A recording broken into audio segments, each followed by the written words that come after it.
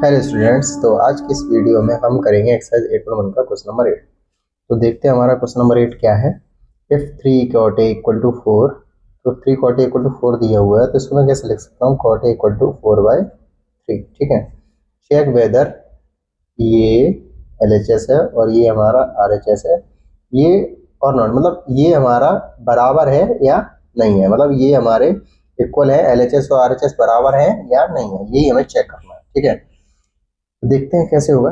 तो cot a equal to 4/3 लिखा है। cot थीटा का फॉर्मूला होता है बेस, cot थीटा का फॉर्मूला क्या होता है, बेस अपॉन परपेंडिकुलर होता है। ठीक है, अब देखो इसके लिए हम फिगर भी बनाते हैं। ये हम यहाँ इस बार ए को यहाँ रख देते हैं, बी यहाँ रख देते हैं, सी यहाँ रख देते हैं।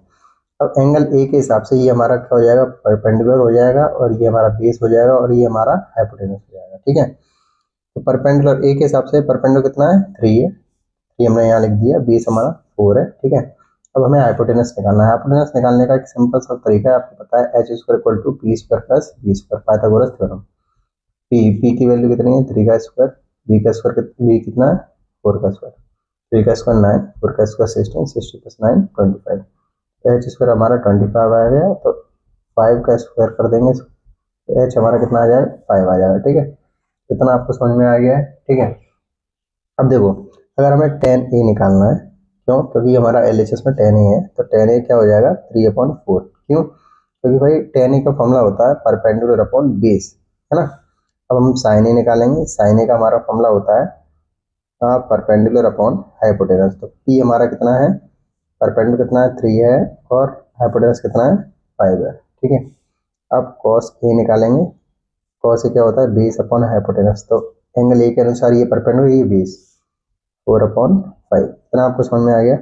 अब हमें इसको प्रूव करना है, तो हमारा LHS वाला पार्ट कितना है, 1 माइनस टेन स्क्वायर ए और 1 प्लस टेन स्क्वायर ए, यही वाला पार्ट है ना। तो 1 माइनस टेन ए कितना, 3/4, 3/4 का स्क्वायर, तो 1 प्लस टेन ए 3/4 का स्क्वायर। इतना समझ में आया आपको। ठीक है, आगे बढ़ेंगे। तो 1 माइनस 3 का स्क्वायर 9, 4 का स्क्वायर 16, और 1 प्लस 3 का स्क्वायर 9, 4 का स्क्वायर 16। ठीक है, आगे इसको सॉल्व करेंगे एलसीएम वगैरह लेके, तो 16 आएगा, इसके नीचे 1 है, 1 का 16 में डिवाइड देंगे, 16 का 1 में मल्टीप्लाई करेंगे, तो 60 माइनस 9, और सेम यही हो जाएगा 60 प्लस 9/16। 16 से 16 कट जाएगा, 16 में से 9 गए 7 आएगा, और 16 प्लस 9 25। तो ये अपना क्या आ गया, LHS की वैल्यू आ गई है ना। अब हमें RHS की वैल्यू भी निकालनी है। तो RHS की वैल्यू कैसे निकालेंगे, देखते हैं। RHS इक्वल टू क्या लिखा है, cos स्क्वायर ए माइनस साइन स्क्वायर ए। ठीक है, अब देखो cos a क्या है, 4/5 का स्क्वायर माइनस साइन ए कितना है, 3/5 का स्क्वायर।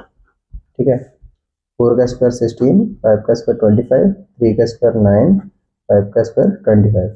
एलसीएम लेंगे 25। ठीक है, 60 माइनस 9 कितना आ जाएगा, 7/25। तो RHS की वैल्यू 7/25 आई है। ठीक है, और LHS की वैल्यू भी 7/25 आई है। तो भाई हमारा LHS और RHS दोनों आपस में बराबर है, सो हेंस प्रूव्ड। ठीक है।